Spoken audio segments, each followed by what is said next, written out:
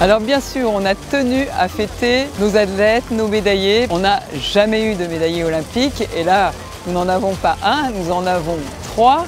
Et des médaillés formidables. On l'a rêvé, ils l'ont fait, il n'était pas possible qu'on ne se retrouve pas de manière ouverte avec toute la population sussicienne. Je rappelle qu'à Sucy, le sport a une place extraordinaire. Je pense qu'il y a quelque chose qui fait aussi que maintenant le sport de haut niveau peut vraiment s'épanouir dans notre ville. Il y a le soutien bien sûr de la ville, le soutien des associations avec les professionnels qui œuvrent dans les associations, mais également tous les bénévoles, sans oublier bien sûr aussi les sponsors. Sucy est vraiment une ville du sport ce matin avec toutes ces belles valeurs. Et là, on a vu comme ces champions ont des qualités exceptionnelles parce que même avec l'encadrement qui leur est permis, c'est à eux qu'ils doivent leur victoire. Ils vont les chercher de très loin. Ils ont fait beaucoup de sacrifices. Donc ils nous ont offert beaucoup de bonheur. Ils nous en offriront encore. Et puis surtout, on a rendez-vous pour les JO 2024. On n'oublie pas que nous sommes terre de jeu, que toutes les écoles vont être labellisées terre de jeu, que nous avons 2 structures qui vont accueillir des entraînements, l'athlétisme et le judo. Et donc ici, nous sommes bien une fabrique de champions et on reviendra applaudir ceux qui nous ont émus aux larmes et qui nous ont rendus tellement heureux et qui nous ont donné un côté tellement uni. Le sport rassemble. On avait la météo avec nous, mais surtout, je pense qu'il y avait le soleil dans tous les cœurs des Sucyciens. Ça nous a vraiment fait super plaisir que vous nous accueilliez comme ça. C'est juste magnifique d'avoir son portrait sur le château. Ça marque. Moi, je m'entraîne régulièrement ici et surtout, j'ai passé des heures juste à côté à la Fosse Rouge.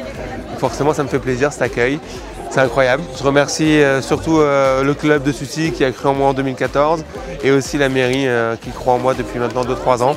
Je sais que c'était novateur pour eux et voilà, je pense que vivre ça, une journée comme ça, c'était l'objectif et c'est la plus belle des récompenses que je pouvais apporter à Sucy. J'ai passé une très belle matinée, j'ai adoré l'échange que j'ai eu avec les gens et je remercie la ville d'avoir nous organisé une très belle cérémonie. Et j'espère vous revoir à très bientôt, donc à Paris 2024 pour célébrer à nouveau nos médailles. À bientôt. Je souhaitais remercier la ville de Sucy ainsi que tous les habitants qui sont venus m'accueillir après le retour des Jeux. C'est vrai que le retour des Jeux c'est toujours un moment très particulier parce qu'on a été un petit peu mis à l'écart pendant toute la compétition. On était dans une bulle et là de revenir, on sent qu'on a été très soutenus, que les gens nous ont suivis et là le fait de le voir physiquement, ça fait super plaisir. Donc merci à tous. Ça a été une très belle journée, une très belle organisation, une mise à l'honneur des athlètes médaillés et non médaillés des Jeux olympiques et paralympiques. Il y a eu énormément de supporters et de spectateurs sucyciens. Donc ça a été un honneur de participer à cette journée.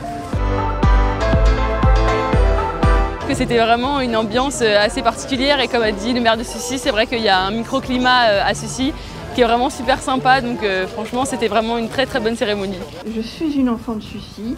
Mes parents aimaient profondément Sucy. Me voilà à un certain âge déjà et je suis toujours à Sucy.